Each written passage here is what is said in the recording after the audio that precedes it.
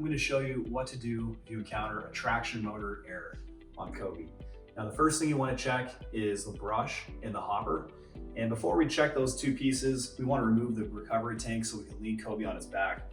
So the first thing you want to do is open up the lid, remove the tank from Cobi.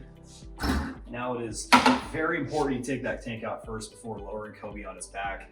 If you have any solution in here, any dirty water, if you lean the machine on its back, you're gonna have quite a mess. So always take that out first, set it to the side, and then before we lean Cobi on its back, take a towel and just wipe up any water, any solution that's maybe on the inside of the machine. And then we're gonna cover these ports up just like this. Press down, and now we can lower Cobi on its back. Before I do that, I wanna show you mounts that come in contact with the floor. So we have 3 mounts here. And those rubber mounts actually make contact with the floor.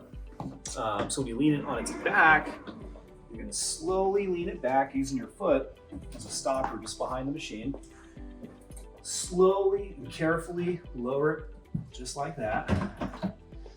And now we're gonna have access to the bottom of the machine, and we're gonna show you a couple of things you wanna check in case you ever encounter that traction motor error. Now the first thing you wanna check is the brush to make sure that it's properly secured. So you can see this brush now isn't in all the way, right? And that'd be a great example of what would happen if you had that error. That's one thing you want to check, just make sure this is secure. So it's loose, I'll take it out, put that to the side. And you also want to check your hopper. Now the hopper has magnets here on the top, and those magnets over time will get a little corroded, and you can just wipe them clean. So you want to make sure these magnets are clean. So when they stick to the magnets on the machine, you have a nice flat surface and it secures in place the way it's intended to be. So clean that off, go ahead and reinstall the hopper. And the brush, make sure that it's installed correctly. Make sure this spline drive is properly aligned with this hub on the actual machine. And the way you do that is you just line it up like this, press it all the way against so there's no gap, make sure that it's properly seated. And this tab on the side of the brush, let's keep it vertical with the machine. So when you slide it in, slide it all the way up like that. Now, if you need extra room, you can open this door, have a little bit more access. You can even take this brush off if you like, get even more access to this little hub. And then we're going to turn it counterclockwise, quarter turn, okay? And after we turn that, we wanna make sure it's secure. So we can wiggle it with our fingers, make sure there's no play in the brush, make sure that it's tight and in place, just like this. And then we can put this brush back on, close the door.